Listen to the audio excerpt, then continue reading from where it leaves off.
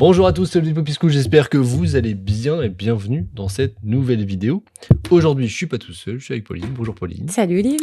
On va parler d'un sujet super important, parce que c'est pas tout de créer une crèche, mais à un moment on va l'ouvrir. Et du coup, il y a des défis qui sont associés à cette ouverture, dont on n'a pas forcément conscience avant, qui sont variables selon le type d'ouverture qu'on fait, plus ou moins remplie, équipe plus ou moins qualifiée avec d'expérience. Et l'idée, c'est qu'on revienne un peu sur notre expérience d'une crèche qu'on a ouverte il y a maintenant un petit mois et demi, pour que tu nous dises un peu qu'est-ce qui en ressort, qu'est-ce que tu as pu apprendre, qu'est-ce que tu ferais de mieux la prochaine fois, etc. etc.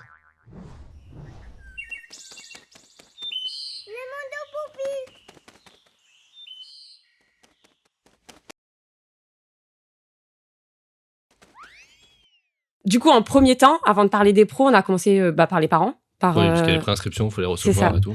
Par chercher, remplir la crèche, voir aussi du coup quel nombre d'enfants on allait faire avec les jours, etc. pour remplir au mieux aussi. Ouais. Ce qui est normal pour avoir aussi le meilleur chiffre d'affaires. Donc, on a d'abord fait beaucoup de visites.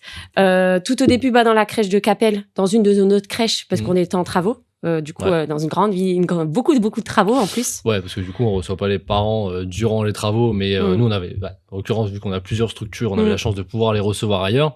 Quand c'est pas le cas, faut au minimum faire une visio avec les parents pour les rassurer, quoi. Mais donc, effectivement, premier entretien, quand on les reçoit, ça veut dire, en tout cas à notre niveau, dans notre fonctionnement, ils ont déjà validé le fait que ils acceptent les tarifs. On a déjà envoyé différentes informations sur notre fonctionnement et du coup, là, c'est plutôt les rassurer sur l'équipe, la structure. Ouais, et puis c'est vrai qu'ils souvent quand ils viennent quand même voir les locaux, c'est quelque chose qui les rassure de voir, même si c'est vrai qu'on veut venir voir juste les dortoirs, voir comment ça se passe, comment ça fonctionne, c'est toujours plus rassurant. Si ça peut pas se faire, ce qui a été cas dans la première microcrèche qu'on a fait à Fretin, ça s'est quand même très bien fait au final. Rien n'empêche de le faire à distance. C'est ça. Dans le premier temps. Après, dans tous les cas, de toute façon, ils viendront visiter pour signer le contrat. En général, ils s'engagent, ils se pré-engagent à distance, mais pour signer définitivement, ils veulent voir, quoi. C'est vrai. Et puis déjà, juste se rencontrer, en fait, déjà voir physiquement les personnes qui vont aussi encadrer leurs enfants, voir notre projet, nous parler aussi de notre projet lors de ces rendez-vous parents, même si, alors il y a quand même une visite des locaux qui est important, mais il y a aussi beaucoup d'humains, en fait, de nous, on parle et ils apprennent à nous connaître, nos valeurs. Et c'est là où on fait le premier lien de confiance. Et ce lien-là, il est déjà hyper important sur une ouverture de crèche, parce que, les parents nous connaissent pas, on ouvre avec beaucoup d'enfants, donc là on est très bien ouvert, en plus on a bien rempli la crèche. Donc un cumul d'adaptation, donc un cumul d'enfants qui sont pas encore adaptés. C'est ça, exactement. Donc un lien de confiance qui a besoin de se créer lors du premier rendez-vous. C'est vrai que quand on se voit, on prend le temps, alors ils sont des fois longs, ils prennent du temps, ça prend entre 1 heure ou 2 heures selon les parents. C'est vraiment pour moi un temps qui est indispensable pour se dire qu'après ça va, quand on va ouvrir, on a déjà créé un lien, on a déjà créé un lien de confiance, on a beaucoup discuté et du coup ça permet d'enlever du coup aussi un peu de stress lors des premiers accueils à l'ouverture. Et comment tu rassures le parent du coup? Première séparation de ton enfant, ça va être commun à tous, une petite inquiétude. Alors avant, on prend du temps pour beaucoup expliquer, déjà on se présente nous. Alors moi ce que je conseille souvent, c'est d'être totalement transparent avec les parents et de expliquer aussi, on a travaillé auprès des enfants avant avec Floriane et donc du coup on leur explique aussi pourquoi on a fait ça, on explique notre projet. En fait, on va plus loin. L'origine du projet. C'est ça. On fait pas juste une visite de crèche, on dit voilà, les horaires sont ça, notre règlement c'est ça. Non, on va beaucoup plus parler de nous et de nos valeurs et du coup on crée le lien et déjà ça, ils voient qu'on est passionné, ils voient qu'on a envie et que le principal c'est le bien-être de leur enfant et ça en fait ça fait tout. Déjà quand on arrive et qu'on montre pourquoi on le fait, et là ça roule dans les premiers temps. Et après quand il y a des angoisses un peu plus sur soit nos prestataires repas ou sur notre pédagogie ou même sur les lits, sur notre surveillance de sieste, on est aussi totalement transparent avec eux et on leur explique, on les rassure et on prend vraiment le temps en individuel avec chaque parent parce que chaque parent a ses inquiétudes. Comme je disais, des fois c'est des repas, des fois c'est des dodos. Et on va s'adapter aux parents. Donc c'est à nous en tant que gestionnaire de prendre le temps d'observer et de voir un peu les inquiétudes et les choses où le parent va être plus sensible, ce qui est normal. On n'a pas tous notre même sensibilité et on s'adapte. Faut vraiment pas faire un entretien. Il y a une trame. Mais il faut vraiment s'adapter aussi aux parents et à ses inquiétudes aussi à chacun. D'ailleurs, c'est un vrai sujet, parce qu'au final, à la fois, il faut montrer que c'est maîtrisé, en fait. C'est ça. Le sujet est maîtrisé, la journée un peu type est maîtrisée, on sait comment ça se passe, il faut pas avoir d'hésitation dans les réponses. Alors quand c'est la première structure, il peut y en avoir, mais c'est là l'important de bien bosser cette partie-là. Et à côté de ça, effectivement, le parent, il doit se sentir écouté, quoi. C'est ça. Effectivement, et assez régulièrement, les sujets techniques, sommeil, alimentation, etc., que les parents s'inquiètent.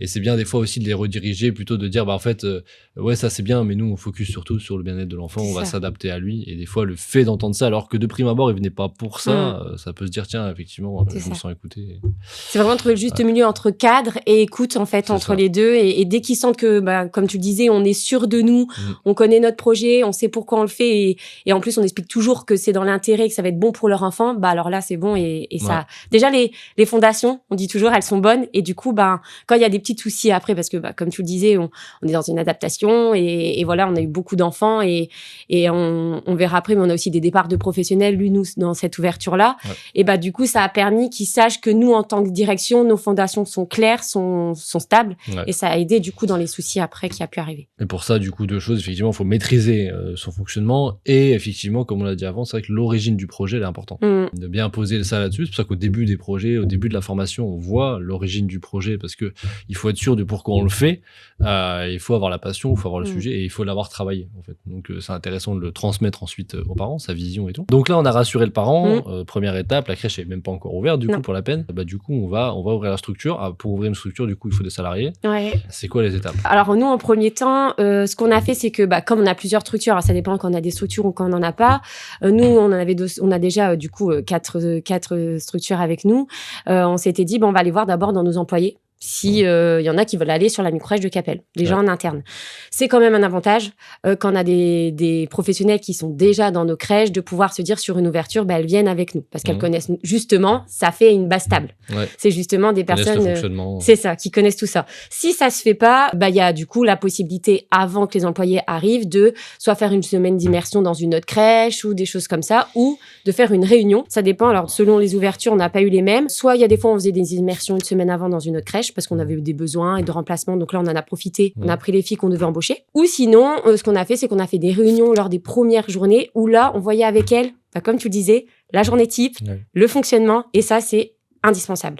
Parce que c'est vrai que les professionnels qui ne connaissent pas du tout juste comment faire des repas, nos rythmes de sommeil, nos façons dont nous on fonctionne et qu'on a présenté aux parents lors du coup des entretiens, bah, si elles connaissent pas ça et qu'elles le font pas, bah, du coup, le parent, il va du coup être totalement déstabilisé. Ouais, parce que du coup, si vous êtes à ce niveau-là, normalement, vous le savez, mais juste travailler en crèche, c'est pas comme être à la maison, quoi. C'est ça. Pas genre on change des couches et on fait des repas et puis c'est tout, c'est facile. Il y a quand même un rythme à connaître, un fonctionnement à connaître et une journée type, du coup, un peu qui doit être mis en place et selon adapter la pédagogie au fonctionnement de la crèche. Mais ouais, carrément. Alors, l'avantage de l'inconvénient de pas avoir de crèche, c'est qu'en même temps, au moins, le gestionnaire, il est présent. C'est ça. À 100%. Au démarrage, il faut être présent. On peut pas se dire, on laisse comme ça tourner, sauf si vous êtes associé ou qu'il y a une RT qui a l'expérience et à qui vous déléguez. Mais bon, ça, c'est OK avant. Et du coup, vous avez déjà vu avec les référents techniques en question votre fonctionnement futur. Mais dans tous les cas, il faut être super présent. Parce qu'à la fois, effectivement, vous avez créé le lien avec les parents, donc au moins ils vous voient. Et puis après, pour que l'équipe, elle soit aussi rodée, quoi. Au début, il va forcément avoir des couacs, quoi. Et puis c'est vrai que ça rassure énormément les parents de nous voir les premiers jours. Nous, on y était énormément, du coup, avec Floriane. Parce que voilà, c'est vrai que déjà, en plus, il y a beaucoup de questions. Les professionnels, elles viennent d'arriver, elles doivent s'occuper des enfants. Comme tu disais, c'est des adaptations, des nouveaux enfants. Donc, c'est sûr qu'il y a un besoin intense. Et donc, c'est vrai que nous, on avait tout ce côté parent où on pouvait un peu leur déléguer la chose et prendre cette tâche-là. Et ils étaient hyper rassurés. Donc, c'est vrai que ça a vraiment, vraiment, vraiment aidé. Et c'est vrai qu'on se rend pas compte, mais des fois, c'est des choses, alors peut-être toutes simples, mais par exemple, nous, on travaille du coup avec une application, avec Poupy App, et ben, rien que ça, nous, on le dit aux parents lors de la visite parents, on les rassure sur ça, ils sont hyper contents de cette application. Bah, si les professionnels ne savent pas s'en utiliser le premier jour, bah, rien que ça peut faire du coup toute une journée où les parents ils disent j'ai pas eu de photos, on m'avait dit.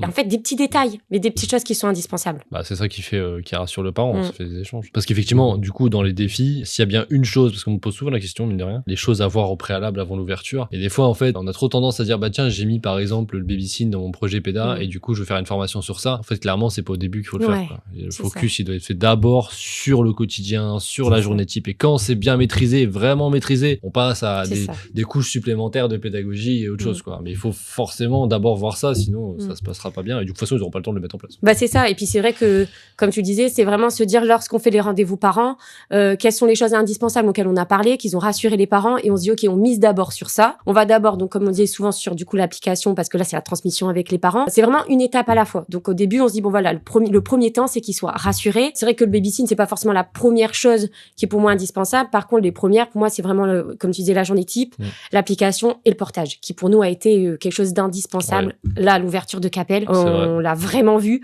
Je le dis toujours, je sais pas comment on aurait ouvert. Alors, on l'aurait fait. Tout est faisable. Ouais, mais bon. Tout est faisable, mais on bonne aurait... qualité d'accueil. Ah ouais, voilà. On n'aurait pas répondu du tout de la même manière aux enfants. On a ouvert très plein et on en est très content. On est vraiment plein. Alors ça, c'est un sujet. Effectivement, on a ouvert en janvier. Au 12 février, pas de bêtises, on était 12 tous les jours. Donc ça sous-entend plus d'enfants, parce que c'est pas que des temps pleins, forcément. Donc en fait, complexité au niveau de l'adaptation. Nouvelle équipe et autant d'adaptation, pas évident à gérer. Non, c'est ça. Et c'est pour ça qu'il faut faire étape par étape. Et nous, on a dit aux filles, voilà, il y a plein de projets, il y a plein de choses. On a informé aussi les parents qu'on est dans une ouverture. Donc, lors des entretiens de parents, on le dit aussi qu'on est dans une nouvelle équipe. Donc, là, il y a des choses qui vont se mettre en place, qui vont pas forcément être mises en place tout de suite, mais qu'on est dans l'optique de les mettre en place. Donc, on dit aussi les choses avec transparence pour que ce soit plus rassurant. On met toujours dire que cacher la galère, en fait. C'est ça. C'est comme quand on dit à un enfant, il faut pas mentir, il faut assumer ce qu'on fait. Bah, c'est la même chose. C'est pareil. On peut pas dire que ça va être parfait parce qu'après, le parent s'attend à quelque chose de parfait. Exactement. Et du coup, ça génère des inquiétudes. En fait, ça. si on est proactif sur les problèmes qu'on va avoir, ça permet de l'avoir. Et du coup, dans les défis, sujet de la vidéo, les défis un peu de l'ouverture, c'est de dire, on sait que ça va être chaud. Au début, il va être chaud. On peut pas accueillir, même si vous accueillez 8 enfants, 9 enfants, on peut pas l'accueillir et que ça se passe nickel direct, quoi. C'est ça. Forcément, il y a des... Et donc, c'est vrai que nous, dans les premières semaines, ça a été vraiment, comme tu disais, journée type. On se dit, voilà, on voit déjà nos rituels pour les plus grands parce qu'on avait des bébés, mais des plus grands aussi. Alors, c'est bien de mixer les âges aussi. C'est ça. Ça, c'était vraiment bien. C'était vraiment chouette. Et puis, c'est le but de la micro-crèche aussi. Donc c'était vraiment intéressant. Et c'est vrai qu'on avait des enfants de 2 ans qui arrivaient de nounou et qui, du coup, devaient avoir ce rituel de journée type qu'on avait dit, du coup, aux parents lors de l'accueil. Et aussi le portage. Clairement, ça a été les choses qui ont été importantes. Et pourquoi, du coup? C'est intéressant, le portage. Le portage, c'est logique, mais ça me paraît logique maintenant parce que c'est devenu, moi je dis toujours, c'est vraiment la chose où je sais pas comment on faisait avant. Alors on le faisait et on le faisait bien en plus, donc ça se passait bien. Mais là aujourd'hui en plus, beaucoup de mamans portent. Avant beaucoup moins aussi que quand on a commencé notre première micro-crèche à 8 ans. C'était pas du tout comme là le portage aujourd'hui. Donc déjà on évolue avec les pratiques aussi qui se passent avec les sages-femmes, toutes les gens avec qui on travaille autour. Mais là aujourd'hui le portage pour moi il est indispensable parce que il y en avait des enfants qui est normal qu'ils avaient du mal avec la séparation avec les parents, qu'ils avaient besoin d'être rassurés affectivement. Donc en fait, comment on est rassuré affectivement, c'est avec un câlin. Que moi, demain, un enfant, quand il va pas bien, je lui fais un câlin. Mais quand j'en ai 12, c'est difficile, 12 câlins avec 2 bras. Et en fait, c'est bête, mais le portage, ça fait des bras en plus. Moi, on me dit toujours le nombre de fois où j'entends des professionnels qui me disent j'aimerais avoir 4 bras. En fait, le portage, c'est notre 4... Enfin, c'est bête, mais c'est nos 4 bras parce qu'on peut mettre un enfant devant, un enfant derrière, et on peut aussi, du coup, continuer à jouer avec d'autres à côté. En fait, c'est des bras en plus, moi, je le dis toujours. Et en plus, du coup, c'est hyper rassurant. Je le dis là sur la crèche de Capelle, on avait, ce qui est normal, des enfants, du coup, entre environ 2 mois, 3 mois et 1 an. On avait quand même pas mal. Ce qui est normal, c'est l'âge un peu où on arrive à la crèche. En plus, à l'âge de 8 mois, on a la séparation avec les parents qui est difficile et du coup, on se rend compte aussi qu'on est un individuel seul. Et donc, du coup, en fait, clairement, on avait besoin du portage.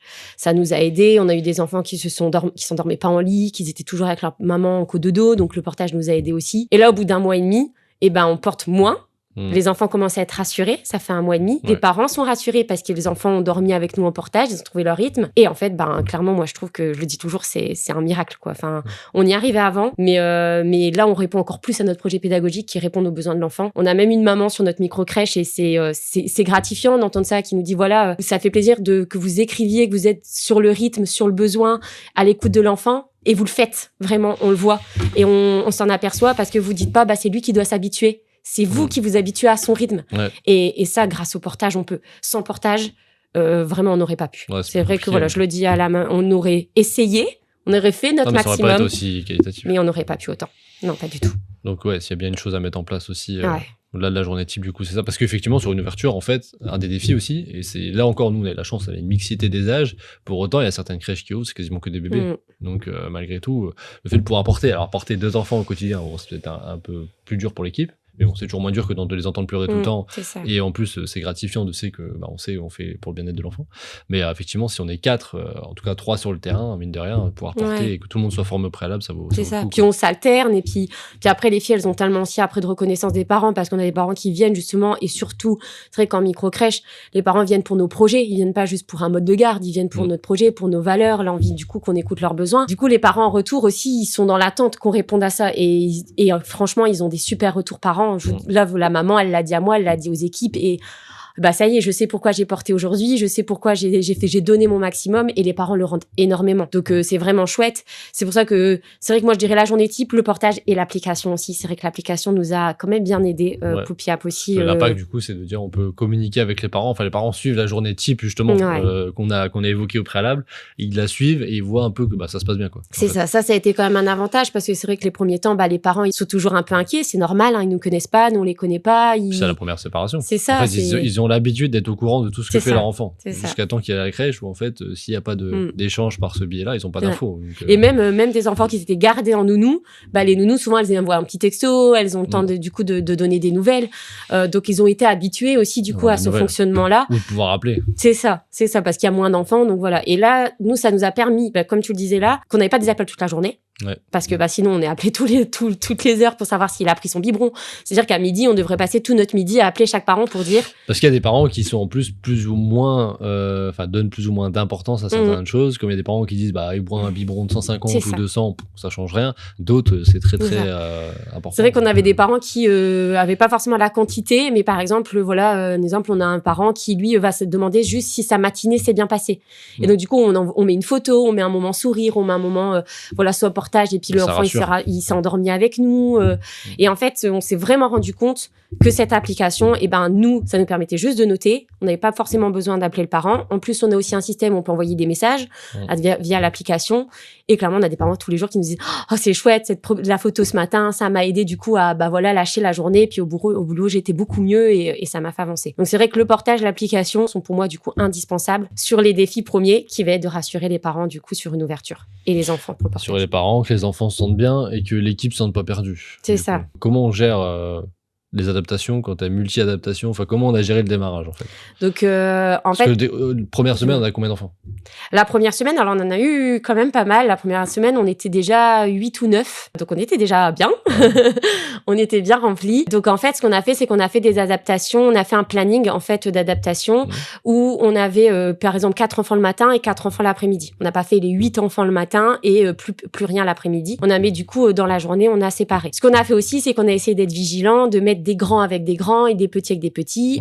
Parce que on avait des mamans de plus grands, et ce qui est normal, qui voulaient être sûres qu'ils soient pas qu'avec des bébés à la journée. Même si c'est chouette le partage, et là on le voit aujourd'hui, les grands partagent super bien avec les plus petits, mais c'est vrai qu'il y a ce besoin du coup d'activité du coup avec les plus grands. Donc on a essayé d'être vigilant à ça, tout en écoutant aussi les besoins des parents, parce que c'est sûr qu'aussi ils avaient des besoins. Pas être dispo tout le temps. C'est ça. Sur la semaine, et ce qu'on a fait du coup nous avec notre RT, comme tu le disais, du coup nous c'est notre référente technique qui était déjà avec nous chez Poupyland. On a pris un temps avec elle pour lui dire nous ce qu'on attend lors des adaptations, c'est que du coup le matin il y ait des grands, il y ait une activité de fête, prépare-le avec l'équipe, vois tout ça, et du coup on a débriefé avec l'RT sur notre fonctionnement. C'est vraiment la première semaine où c'est les 3 premiers jours où on s'est adapté. Ce qu'on a fait aussi, et ça il faut vraiment pas hésiter, c'est qu'on a modifié nos adaptations selon aussi ce qu'on voyait. C'est qu'il faut pas rester toujours focus sur un horaire, un planning. Si le mardi on se rendait compte qu'un enfant il venait tous les jours à 13h mais que c'était le moment de la sieste et que la séparation elle était difficile, on a adapté notre adaptation et nos horaires selon la semaine. Ça aussi, pareil, faut prévenir son équipe en amont, dire que c'est une semaine d'adaptation, mais que les plannings peuvent changer selon ce qu'on va avoir besoin.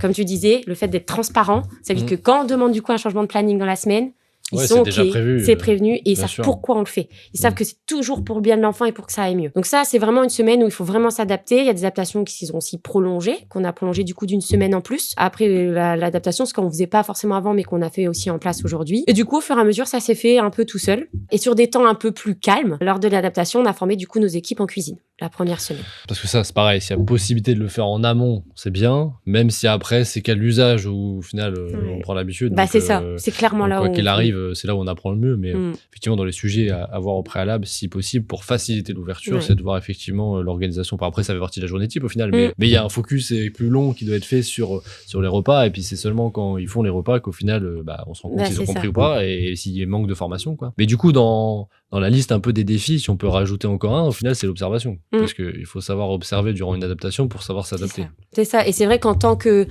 gestionnaire, enfin, si tu le disais aussi, nous, on était énormément présentes.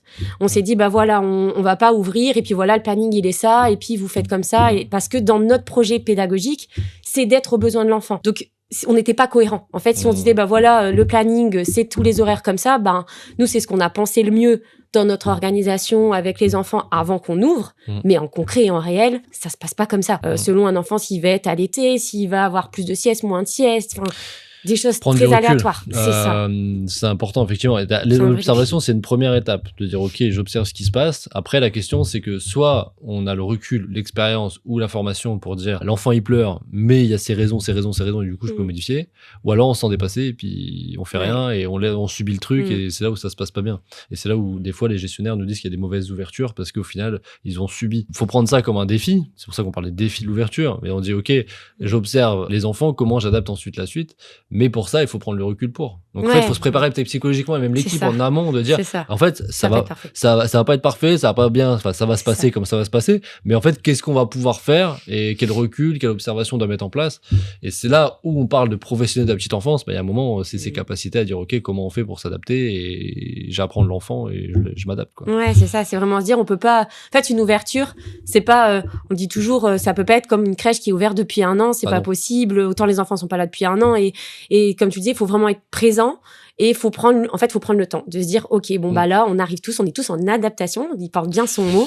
On est en les professionnels aussi. C'est ça, on y est tous. Les parents, nous, en tant que gestionnaires aussi, parce que du coup, on s'adapte à ça, les équipes et les parents. Donc, en fait, la semaine, elle va être surmodifiée. Et donc, on le dit aux parents, on le dit avant, on le dit aux pros, et nous, on le sait aussi en tant que gestionnaire. Bah, c'est bête, mais nous, peut-être, la commande jeu, elle a pas été faite tout de suite. Il y a des choses qui sont tellement passées. C'est tout, c'est pas grave. Le premier carnaval, on a essayé de le faire, on l'a mené, mais on a simplifié la journée, on l'a pas fait peut-être comme dans d'autres crèches, mais on l'a fait à notre manière sur une ouverture de crèche. Et il faut accepter de se dire, bah, c'est pas comme je l'aurais peut-être aimé, mais c'est quand même bien et les enfants, ils ont bien été accueillis, ça s'est bien passé. Faut prendre le recul et pas être trop exigeant avec soi-même non plus et essayer vraiment de se recentrer sur les enfants et de se dire, est-ce que les enfants, ça a été? Ouais. Bon, bah, super. Est-ce qu'on a fait le maximum? C'est ça. Pour eux, est-ce qu'on aurait pu faire autrement? Bah, c'est bien de prendre le recul, de modifier, mais effectivement, pas être trop dur dans le sens où on peut pas avoir la structure parfaite dès le démarrage. Donc après, les parents peuvent avoir des références de structure. Ils disent, tiens, ils ont fait ça et ça et ça dans les autres crèches. Surtout à des périodes comme là de carnaval ou autre. Mais l'important, au final, c'est qu'on a fait le max pour que les enfants se sentent bien, quoi. Et c'est vrai que comme on parle du coup de défis aussi et de temps et d'observation qu'on a dû faire, ben, on a dû mettre en place, et ça, alors nous, on a appris parce qu'on l'avait pas fait et on a appris de ça, c'est qu'en fait, on avait mis notre réunion d'équipe beaucoup trop tard lors de l'ouverture. Et c'est vrai que moi, ce que je conseille, justement, c'est peut-être de se mettre pas forcément une réunion, mais de se dire, voilà, on en a au moins une. On en aura peut-être plus selon si on a besoin ou pas de discuter. Et nous, on a ouvert du coup début janvier et on avait mis la réunion fin janvier.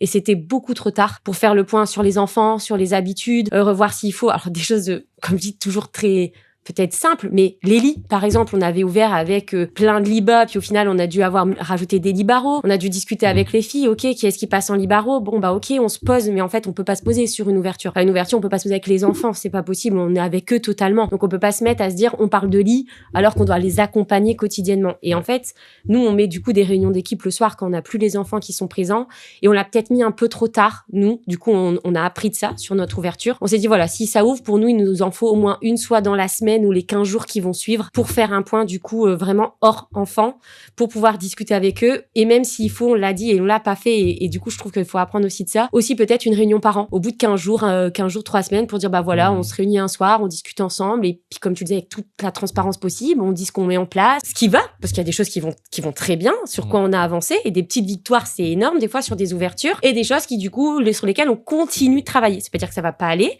c'est des choses du coup qu'on continue à faire. Et c'est vrai que nous on n'a pas fait ces temps-là hors enfant, hors accueil, hors moment et du coup ça aurait peut-être aidé parce que bah là aujourd'hui du coup on se retrouve et ce qui est normal à faire du coup des entretiens avec des parents parce que là ça fait 1 mois et demi qu'on a ouvert. Du coup on a envoyé un mail parce que voilà on va en parler mais on a eu des départs de professionnels et du coup on a envoyé un mail voilà avec toute la transparence possible avec les parents pour expliquer et on a demandé qu'on était accessible si besoin pour discuter et il y a des parents qui nous ont demandé du coup là des moments pour discuter et donc comme quoi ils avaient des inquiétudes. Et si nous, en tant que gérants, on lance pas la perche aux parents de venir discuter, bah eux, ils vont en discuter dans le personnel, ils vont pas venir nous embêter sur un accueil quand on a 12 enfants. Et puis potentiellement ça va rester, et du coup ça va commencer à monter, etc. jusqu'à un moment où ça se passe pas bien, et puis en plus du coup ça s'impacte sur les enfants, etc. C'est ça. Mais c'est vrai qu'il y a à la fois les temps d'échange avec les équipes qui sont indispensables au démarrage, parce qu'on peut pas parler quand il y a les enfants. Alors limite, il faudrait même plus qu'une réunion de 15 jours. Idéalement, il faudrait prévoir des temps. Alors ça, c'est pareil, c'est quelque chose, il faut briefer les pros de la petite enfance avant et son équipe, parce qu'effectivement, les pros sont très horaires. Alors quand on embauche en micro-crèche, il faut savoir qu'il faut pouvoir être flexible et modifier ses horaires. Mais au démarrage, effectivement, avoir des points d'échange beaucoup plus réguliers, c'est super important. Être proactif auprès des parents, effectivement, c'est un bon conseil aussi. Dire, tiens, au bout de 15 jours, on prévoit une réunion. Alors, il faut se dire, je pense, à ce moment-là, il va falloir prendre beaucoup de recul parce que, en fait, à la fois, le projet de crèche, ça a mis certainement très longtemps à se faire.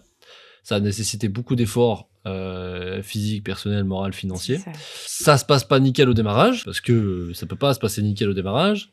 Et on va faire une réunion au bout de 15 jours avec les parents. Du coup, en fait, on tend le bâton pour se faire battre. C'est ça, c'est pas facile. Voilà. Mais en même temps, il vaut mieux savoir que pas savoir et que ce soit peut-être pire après. C'est ça. Parce que je pense qu'un parent, qui, comme tu le disais, qui reste dans l'inquiétude, le jour où voilà, il vous dit qu'il là, il veut vous voir dans votre bureau en entretien, c'est peut-être moins sympa que peut-être au bout de quand c'était au bout de 3 jours et qu'il y avait quelque chose. Nous, souvent, lors des entretiens, on leur dit aux parents avant que notre porte elle est ouverte et qu'on peut tout entendre, et qu'on est possible. Mais entre le dire et essayer de le faire, c'est compliqué des fois pour un parent parce que soit ils veulent pas nous embêter, soit on n'a pas encore confiance, c'est normal, ça fait 15 jours qu'on se connaît, donc faut que la confiance se crée. Et puis des fois, il y a des parents qui peuvent aussi avoir peur de perdre leur place ou peur que ça se répercute sur leur enfant quand on se connaît pas. Donc si nous on tend la perche et qu'on dit voilà, on peut changer, on peut avancer, vous inquiétez pas, on est là pour ça et on peut tout entendre, du coup ça aide et le parent il vient aussi beaucoup plus doux que si du coup ça en fait, au final, c'est quelque chose potentiellement qu'il faut prévoir en amont. On ouvre une crèche, on sait que ça va être compliqué, du coup aux parents, durant l'entretien du débble, on peut l'expliquer, l'adaptation, comment c'est censé fonctionner, mais que potentiellement ça va être un peu plus dur parce que c'est une ouverture. Donc déjà, si on le prévient au préalable, c'est peut-être un peu mieux. Et puis après, effectivement, de leur dire effectivement en réunion, qu'est-ce qui se passe réellement, et puis voilà. Mais quand tout est fait pour que ça se passe bien. Ouais, c'est ça qu'il y a un problème d'image en fait, qu'on se projette. Que le parent se projette dans un idéal, forcément, parce qu'il faudrait que ça se passe le mieux possible pour son enfant. En tant que gestionnaire, on se projette dans un idéal que ça se passe nickel. Et puis au final, il s'avère qu'à chaque fois, on a des retours. L'ouverture c'était compliqué et des fois des petits coups de mou moral, etc. Mais en fait, il faut prévoir ça. Et plus on prévoit avec les équipes et avec les parents et avec soi-même, au final, plus derrière on arrive à compenser les problèmes, quoi. Puis c'est vrai que comme tu le disais aussi, alors c'est sûr que voilà, lors de cette réunion-là, nous, pareil, on l'aurait fait. Les débuts, il y avait, c'est normal, une adaptation à faire, des nouvelles professionnelles qui n'étaient pas forcément formées sur tout. Les parents peut-être l'attendent, justement, comme tu disais, qu'ils soient formés aussi sur le babysitting, aussi sur ça, aussi sur tout. Donc on aurait peut-être eu des choses en disant, voilà, quand on a signé sur notre projet pédagogique, c'est noté ça, c'est pas fait tout de suite.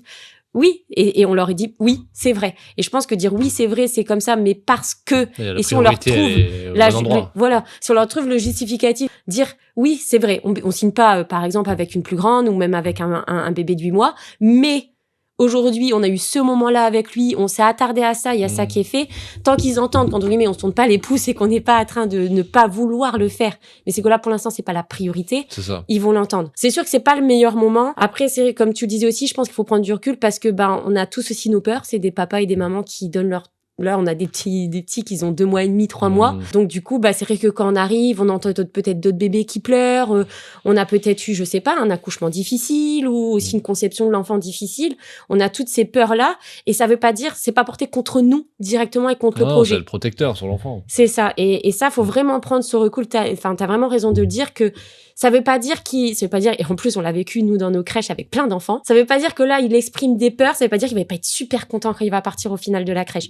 Nous, on a des parents, à la fin, ils nous disaient, franchement, au final, merci, on a bien fait, merci de votre écoute, merci d'avoir pris le temps pour nous, merci de pas nous avoir jugés.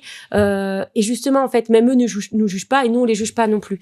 Et en fait, il faut prendre le temps, faut prendre le recul, comme c'est vrai que t'as raison de le dire.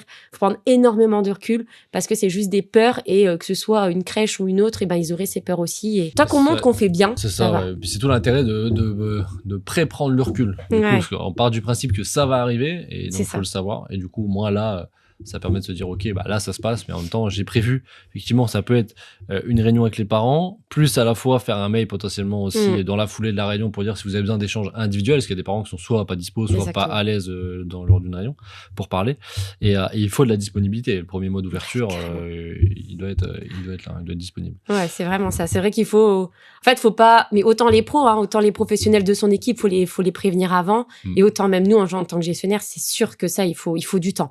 Faut du temps, faut de la patience, faut de l'écoute, faut du recul, faut vraiment se dire, allez, il faut pas lâcher. Moi, je dis toujours là aux professionnels qui sont avec nous, là, on a accueilli beaucoup de bébés qui c'est normal, qui du coup, pleurent quand ils ont faim parce qu'ils savent pas faire autrement, puis qui dorment moins parce que c'est des tout petits bébés, qu'ils ont besoin d'être portés, mais dans 4-5 mois, ça va être des bébés qui vont aller partout, qui vont faire du 4 pattes, qui vont balader dans la crèche, et on n'en sera plus là. C'est une phase à passer, c'est un moment, mais c'est pas éternel, c'est pas dans le temps. Après, c'est aussi la vision de chacune, parce qu'il y a plus quand même de femmes en crèche, la vision de chacune par rapport à leur vécu. C'est-à-dire que si on est face à une pro qui vient soit d'une grande crèche, soit qui vient d'une micro-crèche, mais qui était existante, qui n'a pas vécu une ouverture, parce que c'est un peu paradoxal, il y a beaucoup de pros qui veulent faire une ouverture. C'est vrai que ça, il y en a beaucoup. Voilà, mais ils sont contents de postuler pour ça.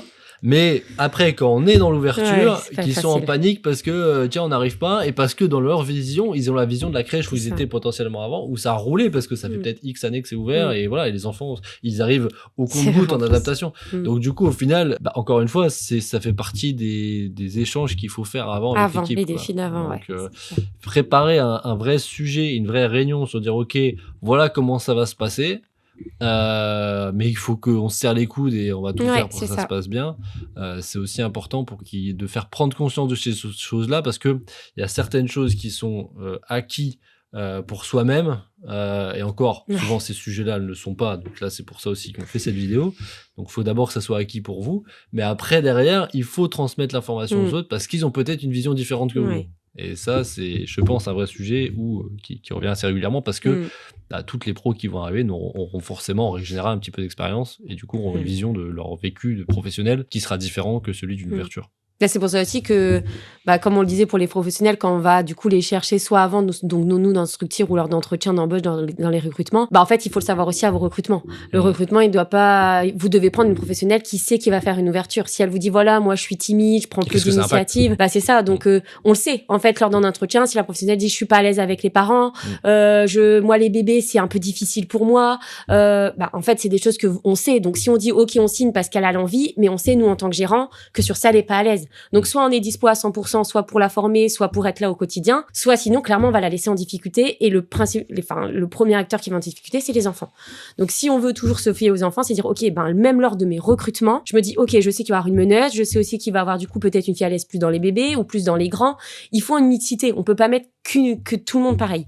Et c'est hyper important, du coup, de vraiment réfléchir à ces recrutements avant. Surtout à l'ouverture. La clé du succès, c'est le fait que l'équipe soit à l'aise. Ça veut dire qu'il peut se passer des choses qui ne sont pas prévues. Mais si les équipes se sentent justement en serrant les coudes, en étant à l'aise, en sachant où ils vont, etc., et pas être en mode panique, je sais pas quoi faire, parce que ça, il n'y a rien de tel pour que ça amplifie auprès des enfants, quoi. Donc il faut qu'ils soient armés pour ça aussi. Donc effectivement, il faut au préalable, je pense, le voir lors de l'entretien d'embauche et lors des entretiens avant ouverture, à des réunions avant. Et puis c'est vrai que là, nous on l'a vu lors des recrutements, donc c'est pour ça que voilà, nous on a eu des changements du coup de pro là sur l'ouverture de la microcrèche de KPL. Ça a été aussi un défi du coup de savoir que lors d'une ouverture, lorsqu'on fait un entretien qui va durer environ 1 heure, on fait le maximum, on essaye un maximum de se connaître, mais des fois soit la professionnelle ne se retrouve pas dans l'ouverture, soit finalement elle se retrouve, des fois on a des professionnels qui n'avaient pas encore travaillé en microcrèche, elles travaillaient que dans des grandes crèches, donc elles se retrouvent pas non plus dans nos structures. Et du coup, qui est différent, du coup, c'est ça. Et on a eu du coup des changements. C'est vrai qu'on a eu du coup des changements d'équipe, et ça il faut le savoir. Faut se dire, on sait que dans notre temps aussi, du coup être totalement disponible, et on va devoir aller du coup si c'est beaucoup plus ou remplacer ou du coup être présent sur la crèche lors de remplacement. Ça fait aussi du coup pour les parents des départs de professionnels avec qui ils ont commencé aussi peut-être à tisser du lien, donc il faut aussi préparer ces départs du coup de professionnels. Et c'est vrai que nous on s'est aperçu là du coup sur la microcrèche de Capelle que c'est pas forcément, il y a pas de, alors je dis toujours, si il doit y avoir peut-être sûrement des mauvaises professionnelles, je ne sais pas. Moi dans les entretiens j'en ai pas vu, c'était les entretiens quand la base y est, quand on explique notre projet, et c'était des bonnes pros avec qui on a arrêté. Par contre c'est qu'elles s'étaient pas elles étaient pas à leur place avec nous dans l'ouverture. Ouais. Parce que, voilà, comme je te le disais avant, je pense que, il nous fallait plus d'éléments moteurs. Il nous fallait plus de personnes avec un peu plus de bagages, qui aient déjà vu des choses un peu, voilà, une journée type, il fallait qu'on l'ait quand même parce que, on avait, comme tu disais, pas forcément ce temps pour, du coup, être là tout le temps présente pour être avec elle à la journée type. Il fallait un minimum quand même pour, du coup, pouvoir gérer le groupe d'enfants sur notre ouverture de CAPEL. Comme je disais, soit on le prépare en amont, on voit avec elle, on est là, on est présent, on fait la journée type à 100%. Nous, dans notre fonctionnement à nous, je parle du nôtre, on pouvait pas être là tout le temps avec Floriane. Donc, du coup, il nous fallait quand même des professionnels qui avaient, du coup, un minimum de bagages. Ce qui s'est pas passé. Et donc, du coup, voilà, on a... J'ai peur des départs. Hein. C'est Parce qu'en fait, alors, déjà, le recrutement en soi, c'est un défi. Parce que trouver des bonnes personnes, peu importe le secteur d'activité, c'est compliqué. Quand on est dans la petite enfance et qu'ils sont auprès des enfants, c'est encore plus compliqué. C'est à la fois une responsabilité et puis une qualité d'accueil. Mais surtout, au final, on ne sait pas comment les personnes vont être tant qu'on n'a pas bossé avec eux. Donc en fait, quoi qu'il arrive, c'est rare qu'on arrive à faire un sans faute sur un recrutement d'une première crèche, parce qu'on n'a pas bossé avec eux encore. Et donc en fait, ce qui se passe, c'est que, et ça peut être aussi des désillusions de gestionnaires, etc., de dire c'est de ma faute, etc. Ça, j'ai tout le temps des messages par rapport à ça. En fait, c'est juste normal, parce qu'en fait, on doit bosser avec eux, on a beau faire les meilleurs entretiens, il y a des personnes qui sont super bons en entretien. Mais après, derrière, sur le terrain, c'est un peu différent. Et si effectivement, comme tu dis, la problématique n'est pas forcément sur un sujet de personne, mais plutôt un trait de caractère qui fait qu'elle n'est pas moteur, le fait qu'elle n'est pas motrice auprès de son équipe fait que c'est preneur d'énergie pour les autres. Exactement. Donc, et c'est là où, à ce moment-là, on met toute l'énergie pour que ça se passe bien. Si en plus, on doit tirer les autres vers le haut, c'est ça. C'est fatigant. Quoi. C'est ça. C'est qu'en fait, nous, on s'est laissé du coup quand même un temps d'adaptation, et ce qui est normal avec les professionnels. On a fait des points avec elles pour revoir les choses où elles se sentaient du coup en difficulté. Nous, nos attentes aussi. On a pris des temps du coup. Ça, par contre, on l'avait mis en place vraiment une fois par semaine où on les voyait avec une feuille de suivi, avec des choses du coup qu'on checkait avec elles. Voilà, est-ce que dans la journée type tu te sens à l'aise? Est-ce que du coup dans la cuisine t'en es où? Sur le rythme des enfants. Enfin, ça, on a vraiment une vraie feuille de suivi. Faut pas y aller en freestyle. Là, il faut prévoir en amont. C'est la même chose que le suivi des parents en fait. On parlait de prévoir des réunions, c'est la même chose avec les équipes en fait. Il faut se dire là, jour 1, t'as embauché, à tel moment on refait un point sur quel sujet, etc. Plus c'est carré, plus on évite de laisser traîner des choses. Et en fait, c'est super important de prendre le temps d'embaucher, donc bien préparer son recrutement en amont, c'est important pour voir un maximum de personnes et choisir ce qui nous semble les bonnes personnes. Pas hésiter à élargir et à avoir d'autres CV au cas où, parce qu'on voit que ça peut quand même bouger juste après. Ça aussi, c'est un moyen effectivement de vite pallier aux personnes qui partent, mais aussi avoir un bon suivi au démarrage, effectivement, parce qu'il faudra se séparer rapidement des personnes où ça se passe. C'est ça. Et puis, en fait, c'est vrai que, alors, nous, avant, on avait un peu cette peur de, justement, se séparer de gens, et on se dit, voilà, justement, on a pris tout ce temps, toute cette énergie, c'est ce côté, voilà, un peu comme dans une ouverture. Oh là là, j'ai pris le temps de la former, elle a fait la formation portage, j'ai pris du temps pour ça. On l'a mis en plus toute une journée, et moi, je suis venue toute la journée pour lui expliquer toute la journée type. Puis on en arrive là. Et oui, c'est comme ça, mais ça veut pas dire que ça va pas aller mieux. Faut toujours se dire, c'est pas perdu. On l'a fait au maximum pour les enfants, pour les parents. On l'a fait au mieux, et tant mieux. Et puis heureusement qu'on l'a fait. Et faut continuer, parce qu'un jour ça porte ses fruits. Nous, on le voit là aujourd'hui sur la micro-crèche de CAPEL. Clairement, on a du coup 2 nouvelles professionnelles qui sont arrivées, une nouvelle équipe qui se forme. J'ai pris le même temps, la même énergie que je l'ai fait à l'ouverture, du coup dans l'échange et dans les formations, dans les premiers temps. Et là, ça roule. Donc au final, ça peut arriver. C'est pareil, c'est juste un temps, et il y a, comme on disait, il y a des très bonnes professionnelles, et ça peut matcher. Mais sur le coup, c'est vrai qu'on a tendance à dire toute cette énergie, et on en arrive là. Ouais, oui, c'est un échec. Mais ouais, voilà, plus le voir comme un échec. Mais non, c'est pas un échec, c'est qu'on peut pas tout savoir, comme tu le disais. Des fois, on a donné notre maximum, et nous, des fois, on finit avec les professionnels en disant, écoute, j'espère que t'as appris. Moi, j'ai aussi appris grâce à ton arrivée. J'ai appris des choses. Toi, t'as appris aussi. Et c'est tout. On espère que tu trouveras la bonne crèche, et nous, du coup, on espère aussi trouver la professionnelle qui va aller dans notre équipe et dans notre fonctionnement. Mais ça, il faut pas le voir, du coup, comme une fatalité. Et... Ouais. C'est un échec dans le sens où c'est un échec sur le recrutement parce qu'il faut trouver quelqu'un d'autre, mais c'est un apprentissage, et en fait, c'est juste la bonne décision. C'est ça. On peut pas dire, en fait, faut pas reculer en disant si je me sépare de cette pro que j'ai embauchée, c'est un échec. Donc voilà, j'ai raté un truc. Non, en fait, t'as réussi parce que t'as pris la décision de l'arrêter. C'est ça. Donc c'est au contraire, il fallait prendre la décision qui est un peu difficile parce que c'est le point de vue des parents, c'est effectivement l'énergie que t'as déployée pour la former, etc. Mais au final, c'est la bonne décision. Après, c'est toujours dans la logique de dire si moi, mon enfant, il était dans cette structure-là, est-ce que je voudrais avoir cette équipe-là? Ça veut pas dire que effectivement c'est que des mauvaises pros au final, parce que il y a toujours des pros qui sont juste adaptés dans des groupes différents. Il y en a qui manquent d'expérience pour être libérés dans une structure où c'est toute une nouvelle équipe, un nouveau fonctionnement. Ils ont encore besoin d'expérience dans des plus grosses structures ou plus cadrées.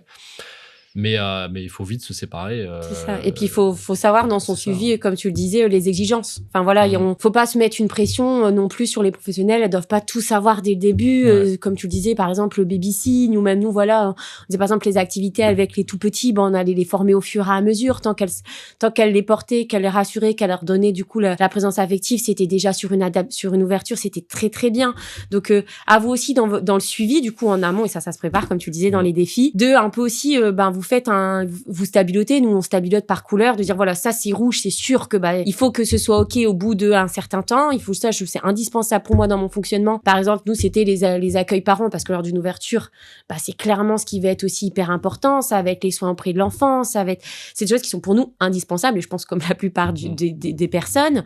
Et après, il va y avoir des choses où on va dire ça c'est un petit peu entre les deux. Donc par exemple, je voudrais quand même qu'elles soient attentives aux traçabilités cuisine, ça c'est indispensable, donc on y va. Et après on verra, on dit ça va être par exemple une activité, si c'est du plus, c'est tant mieux. Il faut vraiment se mettre un peu des objectifs et se dire si au bout d'un mois le rouge on n'y est pas, on laisse, on arrête, on en discute. Par contre, faut vraiment prendre le temps, et tu dis toujours c'est une question de temps sur l'ouverture, de voir la professionnelle, dire voilà, j'ai vu ça. Pour moi, ça, c'est vraiment pas possible. Soit si c'est une grosse erreur, c'est tout, c'est pas possible, on arrête le contrat, il faut pas avoir peur de ça. C'est même indispensable, c'est notre rôle en tant que gestionnaire, de se dire, voilà, il y a des choses qui sont pas possibles, un enfant laissé seul sur un planchage, des choses comme ça, là, ça c'est tout. On arrête, et là, on va pas plus loin. Par contre, il y a des choses où ça peut être travaillé, on le voit la professionnelle, on fait un suivi, on voit si c'est possible, ça change pas, c'est ce qui s'est passé, nous, ça a pas changé, c'est tout. Et on a arrêté avec 2 professionnels en 5 jours de temps. Donc, c'est sûr que ça a fait un sacré défi auprès des parents, ça du coup même auprès des enfants, du coup, parce qu'on a dû retrouver. Mais alors là, on le voit en 5 jours. Vraiment, moi j'ai une équipe là que j'ai retrouvée. Par contre, c'est vrai que j'ai changé mon recrutement, je me suis adaptée, j'ai observé, et du coup j'ai vraiment fait un recrutement avec des éléments moteurs. J'en avais besoin là du coup dans la micro-crèche. J'ai vu plein de personnes en recrutement. Il y a les 3/4 que j'ai dit non, là c'est pas possible, on peut pas aller ensemble. C'est pas dire que c'est des bonnes pros. Non, ça aurait pu être dans une autre structure existante, parce que tu aurais eu un effort qui était différent, et un effort partagé avec l'équipe en plus, de la faire monter en compétences. Là, tu peux pas te permettre de monter en compétences tout le monde en même temps. C'est vraiment ça qui s'est passé. On a même eu le cas avec une de nos professionnelles qui était avec nous dans une autre structure avant, avec qui ça se passait très très bien. Et là aujourd'hui, du coup, on a arrêté du coup sur l'ouverture de notre nouvelle micro-crèche, mais pas parce que c'est pas une bonne professionnelle, c'est parce qu'elle était pas à sa place là sur l'ouverture. Et on lui dit, je suis sûre que du coup dans une équipe qui sera peut-être déjà fondée, tu seras très très bien. Et donc voilà, il faut savoir quand même du coup prendre cette initiative, parce que c'est vrai que nous avec Florian, du coup, on était très souvent là. On avait tendance du coup à pas prendre cette initiative là. Du coup, on était très présente pour remonter du coup, comme tu disais, l'élan. Mais ça, on savait qu'on pouvait pas le faire non plus dans le temps tout le temps. Faut savoir au bout d'un moment se dire, ok, là, est-ce que j'accompagne? Ou est-ce que là, j'accompagne beaucoup trop? Et ça, il faut prendre sur recul. Oui, parce que le fait d'accompagner trop, c'est comme quand vous faites la route avec un GPS. Après, la refaire sans, c'est compliqué. C'est donc, si t'as quelqu'un qui dit tu fais ça dans cet ordre-là, après, quand la personne n'est plus là, t'es perdu, quoi. C'est ça. Et du coup, t'arrives pas à le faire. Effectivement, après, t'as le suivi des équipes. Il a plusieurs aspects, au final. T'as des aspects techniques, de dire traçabilité, vraiment les règles de base qui doivent être respectées. Mais après, il y a aussi sa capacité d'adaptation, il y a aussi sa capacité à observer, sa capacité à gérer des problèmes et des problématiques qui vont arriver, de toute façon, quoi qu'il arrive. Et puis, des moments où t'as des enfants qui pleurent, dire ok, là t'es dans une situation de crise, en gros, comment tu réagis, quoi, tu vois.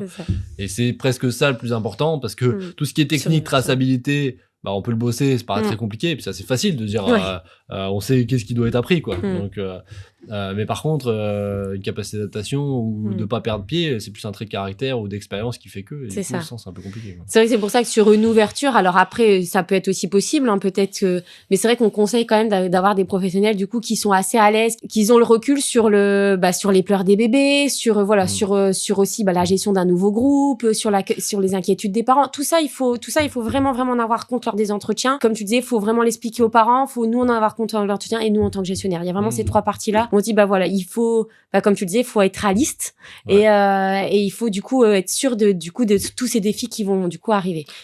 Préparer un entretien parent avant pour savoir tout ce qui doit être mis, préparer un entretien de recrutement pour savoir quelles questions il faut poser, parce que c'est vrai qu'avoir conscience qu'un pleur d'un enfant est normal ou pas normal, en fait, Ça aussi, c'est important. Et c'est pas le fait d'avoir été parent ou pas, parce que des fois, on dit, ouais, j'ai eu 3 enfants, c'est bon, je suis une pro de la petite enfance.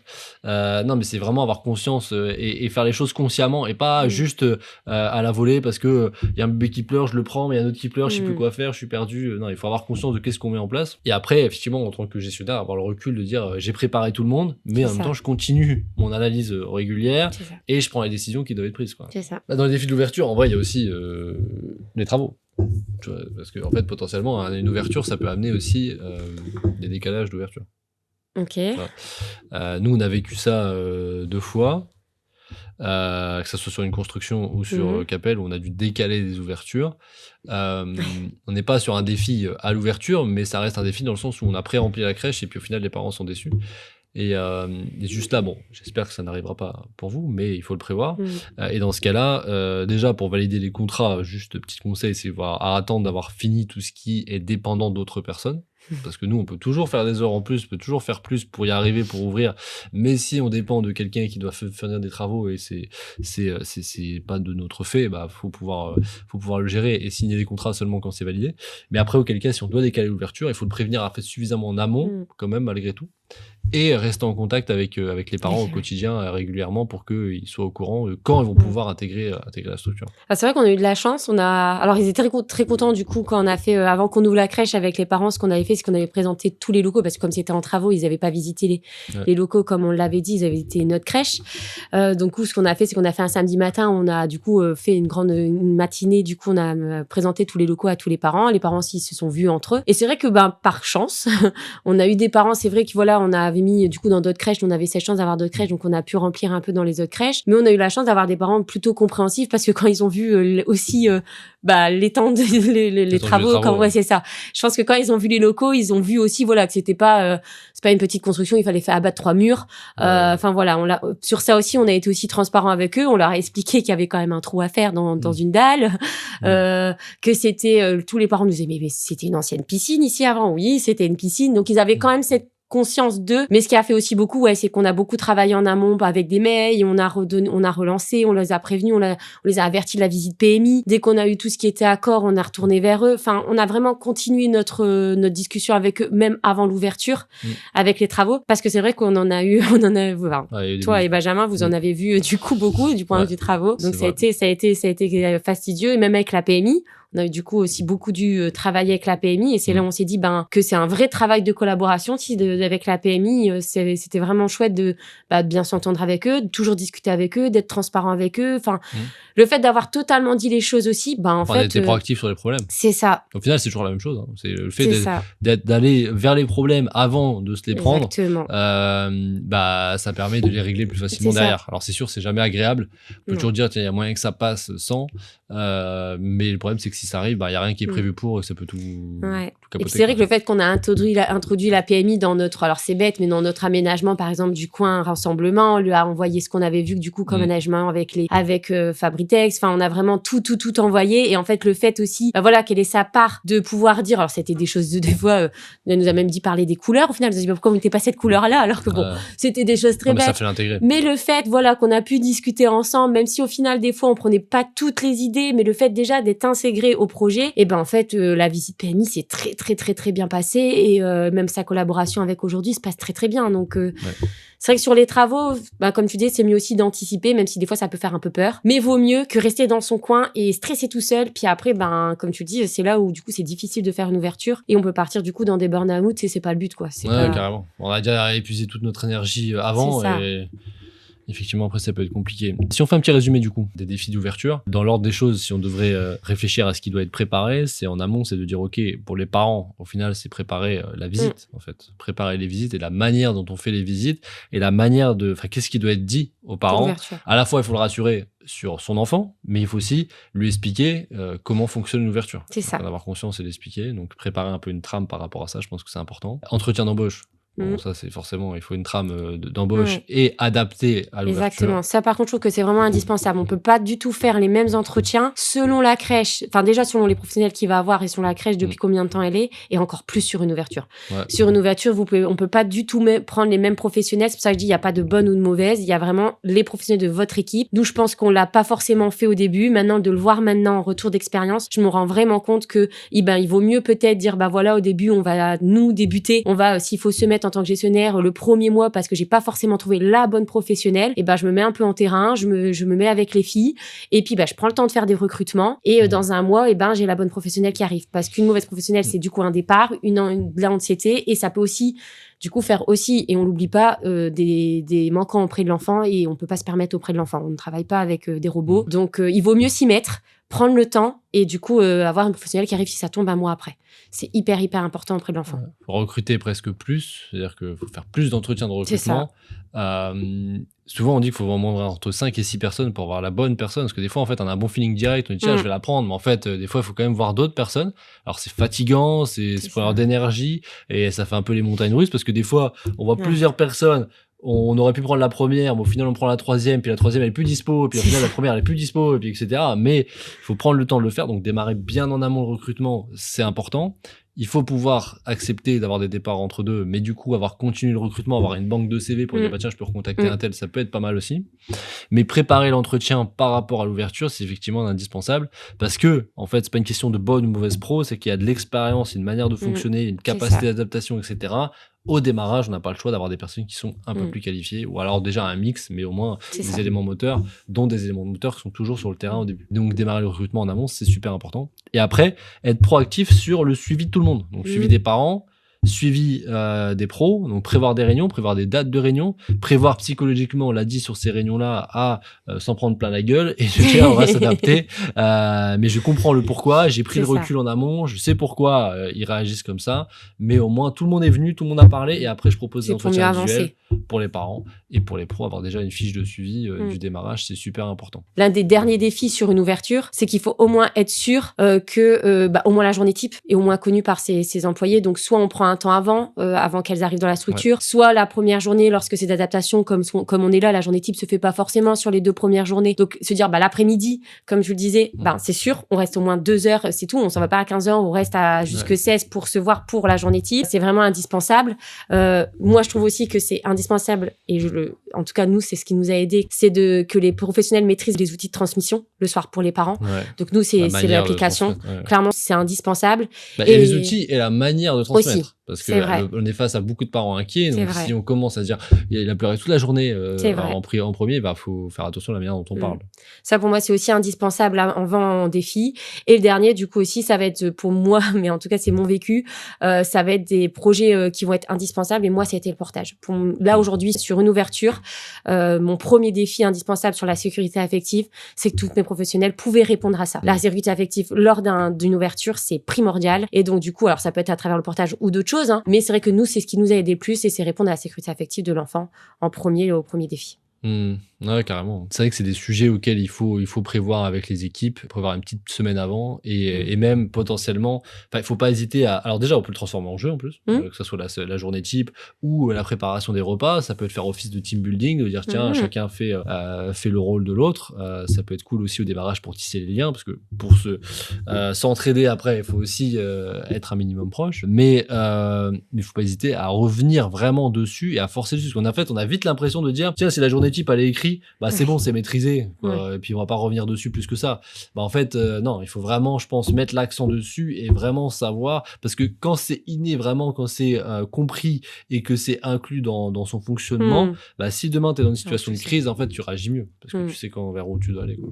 Donc faut pas lésiner sur ces sujets là, et vraiment les voir à fond. Et c'est vrai qu'il y a une chose dont on n'a pas parlé comme défi, que nous on s'est vraiment pris le temps de faire aussi, c'est du coup de faire des affichages. Alors nous je sais qu'il y a plein d'affichages à la crèche, il y en a un peu partout, et c'est vrai qu'en fait on prend le temps, alors on en discute de l'affichage, on met pas comme tu disais un affichage et on n'explique pas la façon dont on veut que ce soit fait, mais c'est vrai qu'on a mis beaucoup en place des affichages. Alors ça va être bête, mais les doudous, les tétines, les siestes, du coup qui est-ce qui dort en lit bas, en lit, vraiment on a mis beaucoup d'affichages dans les premiers temps, parce qu'en fait ça aide du coup aux professionnels, parce que comme on dit on a eu du coup là surtout du 8 janvier à mi-février on a eu presque 15 voire 17 enfants qui sont arrivés, parce que du coup on en a 12 à la journée, mais on en a pas 12 dans la crèche. Donc c'est 12 doudous à apprendre, c'est 12 tétines à connaître, c'est les biberons, c'est les tétines de l'un de l'autre, les rythmes. Donc clairement nous on a fait sur forme d'affichage, et du coup vraiment l'un des défis c'est de retenir en fait sur une ouverture. Donc faut faciliter ça. Donc en fait faut faciliter ça pour les professionnels. Clairement ça a été quelque chose qui a été nous vraiment un vrai défi dans l'ouverture, c'est que les professionnels se souvenaient plus forcément. C'est vrai qu'arriver 9 enfants d'un seul coup avec chacun des rythmes différents, en plus ils étaient vraiment totalement différents, ils se ressemblaient vraiment pas, et tant mieux parce qu'on fait selon leurs besoins.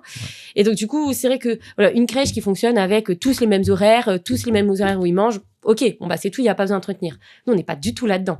On a des enfants qui peuvent manger à 9h, comme ils peuvent manger à 10h, même 10h30, 11h. Enfin, on a vraiment des rythmes totalement différents. Donc, pour tout retenir, clairement, nos affichages étaient indispensables. C'était un trop gros défi, ça. C'est clair que tout ce qui peut faciliter la communication, réduire le besoin de réflexion à chacun est forcément intéressant. Il y a un truc qui est intéressant aussi, c'est en fait l'exercice qu'on fait là en vidéo. Je pense que tout le monde devrait le faire en fait en recul de crèche. C'est-à-dire qu'une fois que l'ouverture est passée, c'est peut-être le défi d'après.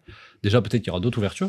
Parce qu'en général, un gestionnaire reste rarement avec une seule crèche. Mais là, on a beau être à la 6e, on dit des choses qui sont hyper évidentes. De dire, en fait, on doit faire comme ça. Mais en fait, est-ce qu'il y a un moment, c'est tellement le rush tout le temps pour tout le monde, est-ce qu'il y a un moment où on se dit, en fait, on prend le recul, on a fait comme ça, qu'est-ce qu'on peut faire de mieux? Ok, on le note pour vraiment le mettre en place. Là, on s'oblige à le faire pour le partager. Mais je pense que ça vaut le coup de le faire aussi avec l'équipe, de prévoir dans son suivi, et aussi avec les parents aussi potentiellement, de prévoir dans son suivi, de dire peut-être au bout de 15 jours j'ai ma réunion parents, peut-être à tous ces moments-là j'ai mes points d'équipe, mais à un moment-là je fais un débrief.